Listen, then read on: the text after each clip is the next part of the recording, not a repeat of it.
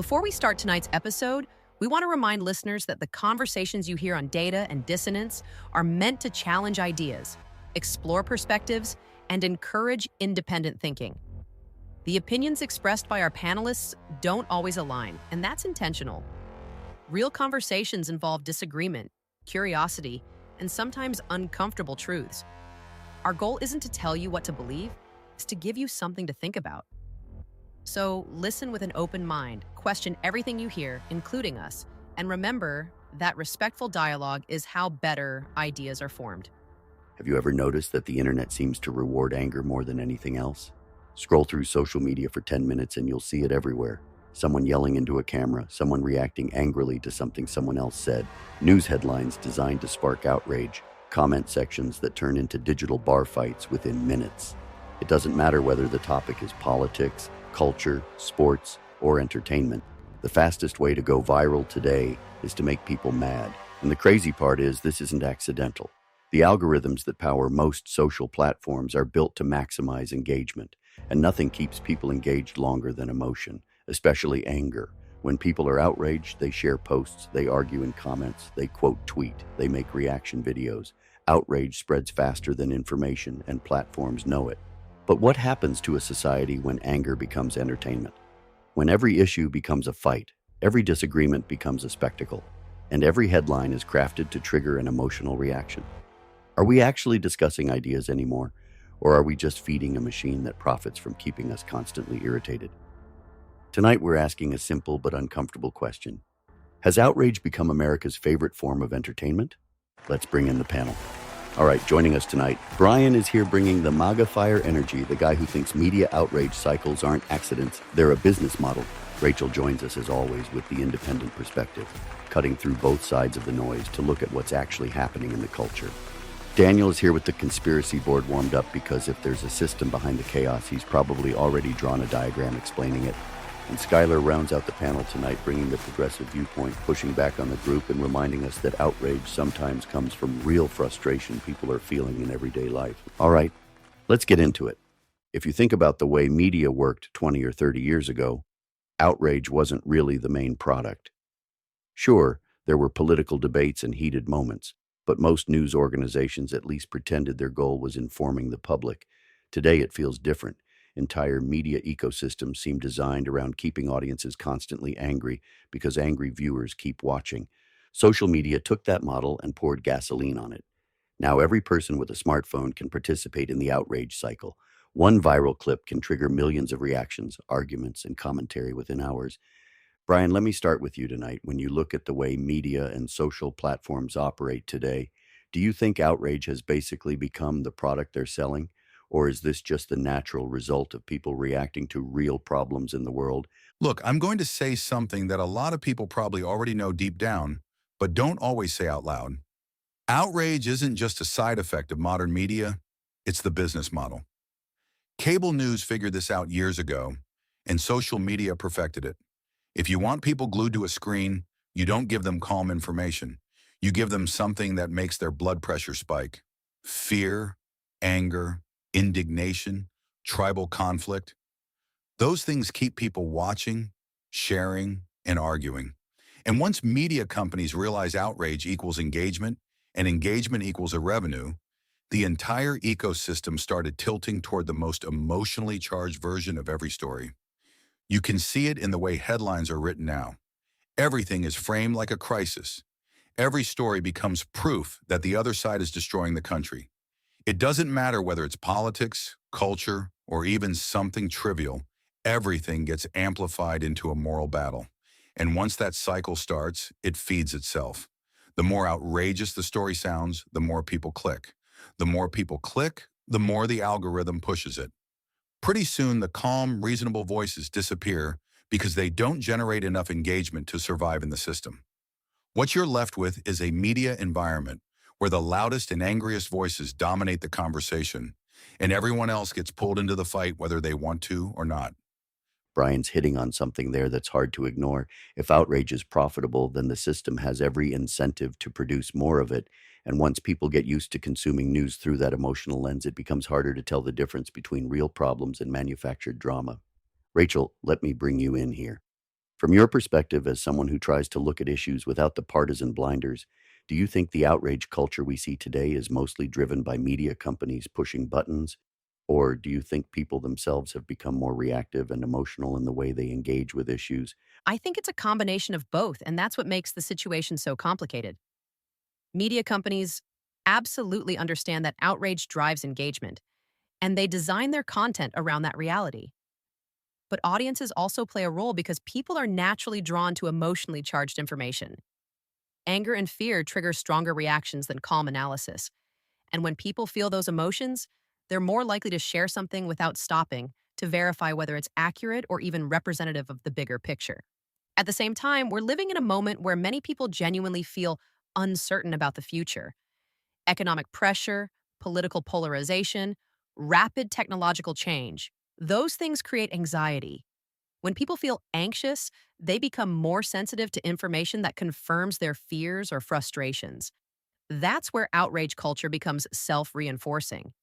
Media outlets provide content designed to provoke strong reactions, audiences respond emotionally, and the platforms amplify whatever generates the most engagement.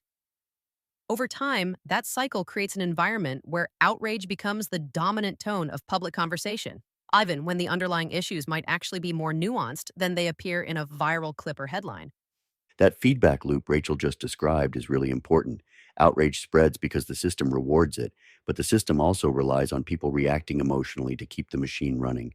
Daniel, whenever we talk about systems and incentives, you always ask the question nobody else wants to ask: who benefits? If outrage keeps people watching, clicking, and arguing, who exactly is profiting from that cycle? If you follow the incentives, the answer becomes pretty clear. Social media companies profit from engagement, and outrage produces enormous engagement. Every angry comment, every argument thread, every reaction video, every quote tweet.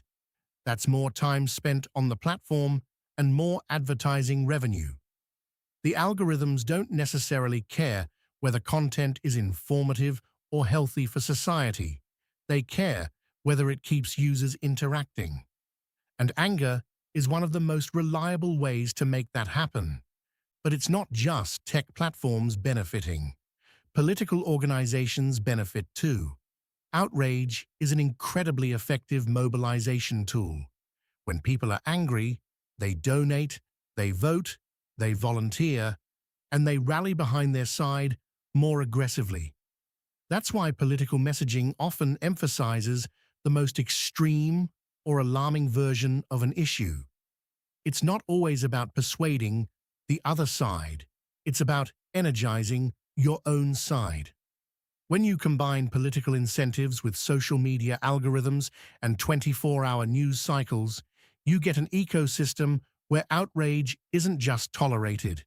It's actively encouraged because so many different institutions gain something from keeping the public emotionally charged.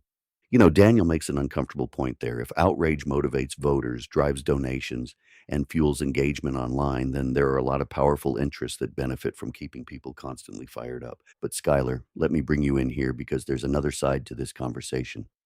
Sometimes outrage doesn't come from manipulation or algorithms. It comes from people feeling like their voices haven't been heard for a long time. When people feel ignored or powerless, anger can become the only way they feel they can get attention. From your perspective, is outrage culture purely manufactured, or is it sometimes the result of real frustration boiling over? I think it's important to acknowledge that outrage isn't always artificial. Sometimes it's the result of people feeling like they've been ignored or dismissed for years. When communities feel like their concerns aren't taken seriously, whether those concerns involve economic inequality, healthcare costs, environmental issues, or political representation, anger becomes a form of expression. It becomes a way of forcing institutions and leaders to pay attention. Historically, many social movements have been driven by a sense of outrage over injustice or neglect. The challenge is that in today's digital environment, legitimate frustration can easily get mixed together with performative outrage. Social media encourages people to express anger publicly and immediately, often before they've had time to reflect or gather complete information. That can turn real grievances into viral spectacles that spiral beyond the original issue. When that happens, conversations become less about solving problems and more about winning arguments or scoring points online. So, while outrage can sometimes signal genuine problems that deserve attention, the way our media ecosystem amplifies and monetizes that anger often makes constructive dialogue much harder to achieve. Skylar's point highlights the tension at the heart of this conversation. Outrage can come from real problems, real injustices, and real frustration people are experiencing in their lives. Anger has played a role in many historical movements that pushed society to change. But when outrage becomes the default tone of every conversation, it stops being a tool for progress and starts becoming a kind of background noise, constant, loud, and often exhausting. And maybe that's where the danger lies. If every story is presented as a crisis and every disagreement is framed as a moral emergency, people eventually stop listening. They tune out, not because the issues don't matter, but because the emotional intensity becomes overwhelming. When that happens, the public conversation stops being about understanding or problem solving and becomes more like a form of entertainment, one where the loudest voices win and the most outrageous moments spread the fastest. So maybe the real challenge isn't eliminating outrage entirely. Sometimes anger is justified. The real challenge is figuring out how to have serious conversations without turning every issue into a digital cage match. Before we move into the close of tonight's episode, we want to remind everyone listening that you can support the show and represent the Data and Dissonance community by checking out the merch store. We've got a full lineup of gear designed for listeners who enjoy independent conversation and a little cultural pushback. Everything from hoodies and hats to mugs, tumblers, bumper stickers, and more. And of course, we can't forget the coffee blends that keep this crew running. Whether you prefer the High Lakes Light Roast, the Rock Creek Medium Roast, or the bold Bitterroot Dark French Roast, each blend was created with the same spirit behind the show: strong, unapologetic, and built to wake people up. Every purchase helps support independent creators and keeps conversations like this going without corporate gatekeepers telling us what we can or can't talk about. You can find the full lineup at the Data and Dissonance merch store, and we truly appreciate everyone who supports the show. If you step back and look at the bigger picture of tonight's conversation, something interesting starts to appear. Outrage has become one of the most powerful currencies in modern media. It spreads faster than facts, it travels farther than thoughtful discussion, and it keeps people emotionally invested in a way that calm conversation rarely does. Platforms reward it, political movements use it, and media outlets rely on it to keep audiences engaged. In many ways, outrage has become the fuel that powers the digital public square. But there's also a cost to that system.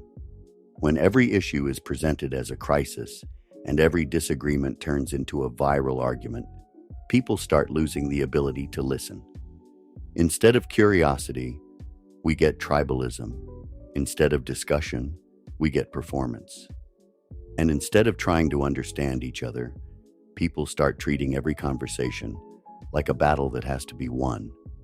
That environment might generate clicks and views, but it doesn't necessarily produce wisdom or solutions. The challenge moving forward isn't pretending that anger doesn't exist or that people shouldn't feel strongly about important issues. Passion has always been part of democracy. The challenge is remembering that outrage should be the spark that starts a conversation, not the fire that burns it down. Because if we allow every discussion to become nothing more than another outrage cycle, then the loudest voices will always dominate, and the thoughtful ones will slowly disappear. And maybe that's the real reminder tonight. Not every disagreement needs to become a spectacle. Sometimes the most powerful thing we can do is slow down, listen carefully, and actually try to understand the people we disagree with. Remember to speak truth, stir thought. Tonight's episode of Data and Dissonance is brought to you by the Caleb Rourke Thriller series, the political action thriller novels written by our own host, Artie Roy. If you enjoy the themes we explore on this show, power, truth, hidden influence, and the forces shaping the modern world, the Caleb Rourke series dives deep into those same ideas through a gripping story filled with espionage, global stakes, and the constant battle between truth and control. The series begins with the Covenant Protocol, where Caleb Rourke uncovers a dangerous conspiracy operating beneath the surface of global politics. The story continues in the Prophet Directive, where the web of deception grows deeper and the fight becomes even more dangerous. And now the third installment, Black Echo Rising, is officially out, pushing the story into an even larger global conflict, where the consequences of hidden power could reshape the balance of the world itself. But the creative world behind Data and Dissonance doesn't stop with books. It also includes music that reflects different chapters of life and experience. The album Uncaged leans heavily into a grunge-inspired sound, influenced by bands like Pearl Jam and Alice in Chains. Many of the songs come from deeply personal experiences, exploring past addictions, the struggles of life, the emotional aftermath of time spent in war overseas, and the ongoing battle with the demons that many veterans carry long after they come home. It's raw, emotional music about pain, survival, and pushing forward through darkness. The newer album, Four Wheelers and Hallelujah, moves into a different sound, rooted in country storytelling and American spirit. Those songs reflect faith, family, freedom, and the everyday resilience of people who love this country and the life they're building in it. So if you want to support the creative work behind Data and Dissonance, check out the Caleb Rourke Thriller series on Amazon and stream the albums Uncaged and Four Wheelers and Hallelujah on Spotify and major streaming platforms.